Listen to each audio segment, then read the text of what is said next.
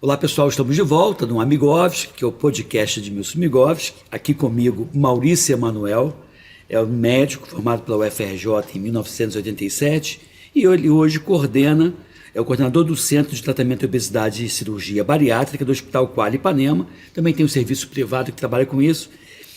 Foi presidente também da Sociedade Brasileira de Cirurgia Bariátrica e Metabólica.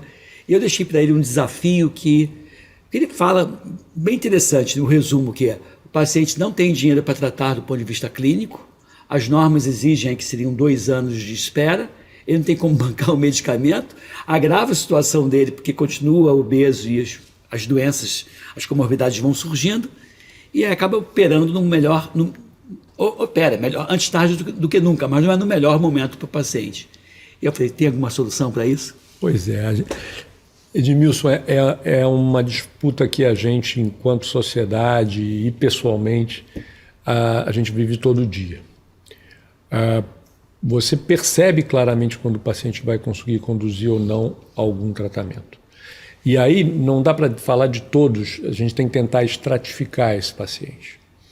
O paciente que tem obesidade, chamada obesidade mórbida, que é a obesidade claramente cirúrgica. O que você chama de mórbida? Então, assim, como é que quem está me vendo diz, não, isso aqui é mórbida ou não é mórbida? Qual seria? Então, eu vou tentar explicar para cada paciente a situação deles. A obesidade é dividida em graus. Tá. E o que normatiza isso é uma unidade chamada índice de massa corpórea.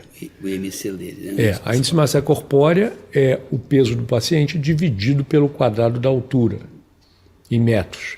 E isso está em qualquer site, seja de clínica e tal, o paciente consegue fazer essa conta. De 20 a 25, ele é considerado uma pessoa normal. De 25 a 30, ele é considerado uma pessoa com sobrepeso. De 30 a 35, obesidade grau 1. De 35 a 40, obesidade grau 2. Acima de 40, obesidade grau 3 ou obesidade mórbida. Acima de 50, superobesidade. Acima de 60, tripla obesidade. Tripla? Porque são pacientes diferentes de fato. Então, o paciente, você, querido, que tem essa dúvida, você deve se colocar, fazer essa continha e avaliar ou entender em que posição você está. Para cada um desses pacientes, a medicina já sabe com evidência qual tratamento é mais efetivo, o que não significa que o paciente vá fazer esse tratamento. Às vezes o paciente diz: você, doutor, não tem a menor condição de ser operado agora, mudei de emprego, minha vida... Você oferece um tratamento alternativo para que o paciente chegue ao melhor momento dele. Então essas coisas variam um pouco. A indicação formal da cirurgia pelos planos de saúde e pelo CFM hoje são um pouco diferentes. Então, quando a gente fala do serviço público SUS, a gente não está falando do plano de saúde exatamente. No plano de saúde, a cirurgia é permitida no paciente acima de 40 de ILC ou no paciente entre 35 e 40 com comorbidades importantes. Entendi. Então seria grau 3, ou grau 2 ou grau 3. Hoje é assim que se faz. Então, mas o paciente tem que ter documentadas essas comorbidades. Uma hipertensão, um diabetes, um colesterol ruim. E esses 2 anos de acompanhamento. Sim, para qualquer questão, os 2 anos de acompanhamento. Então é uma batalha. É uma batalha para o doente. E quando você recebe, olha o dilema. Esse paciente que tem 35 anos, é obeso há 15 anos, seguramente já foi a 10 endocrinologistas, mas nunca documentou essa trajetória. Você vai mandar ele esperar 2 anos? É um conflito enorme, mas, enfim, essa é uma das questões. Mas o que está acontecendo hoje, e aí a gente volta a falar daquela pergunta que você fez das complicações. Hoje, em clínica especializada, não tem complicação, muito pouco. Os pacientes estão confiantes, eles levam os parentes, os filhos, os amigos para serem operados. E percebeu-se, e isso é muito importante, se você perceber aí o nome da sociedade, a Sociedade Brasileira de Cirurgia Bariátrica e Metabólica. Porque em torno de 2018, nós entendemos que a cirurgia tem efeitos não só sobre o peso, mas principalmente sobre o metabolismo do doente. Percebido isso, as pesquisas mostraram que as comorbidades são tão importantes em risco de vida ou risco de morte para os pacientes quanto o sobrepeso. Então, pacientes têm sido operados com sucesso no mundo inteiro para tratar a síndrome metabólica. Então, é uma pessoa que tem um diabetes, com risco de infarto, de amputação, nos homens de impotência. Toma 2 ou 3 remédios e não consegue controlar a glicemia. Não estou falando do diabetes que controla a glicemia. Tá. Esse doente de difícil controle faz uma operação metabólica, 83% de remissão da doença. Foi aquele caso do político famoso, ex-jogador de futebol, que fez um modelo de cirurgia com intenção metabólica.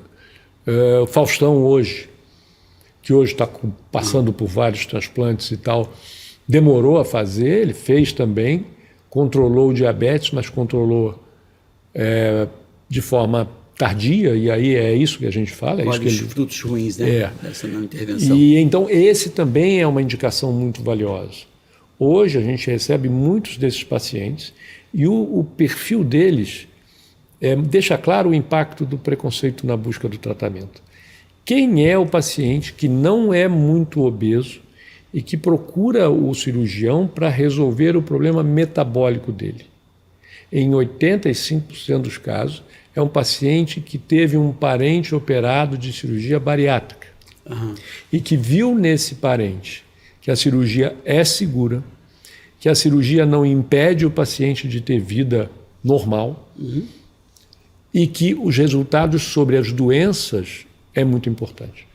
Então, esse indivíduo que perdeu o medo da operação e entendeu o impacto da operação sobre as doenças é o que procura hoje a cirurgia metabólica. Ou seja, ele tem uma experiência dentro de casa que apresenta para ele que o resultado é bom e que se ele não fizer uma intervenção no momento certo, ele acaba tendo algumas comorbidades. E não raro ele diz que passou por 2 ou 3 clínicos que não indicaram o tratamento para ele, mas ele quer fazer porque o irmão está curado. Então essas são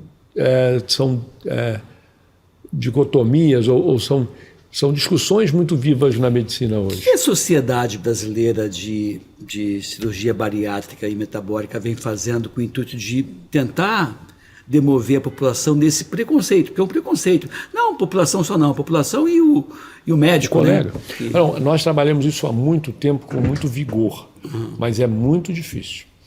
A nossa interação, não só com os endocrinologistas indivíduos, mas a nível de sociedade, nós temos eventos conjuntos, a gente traz a informação.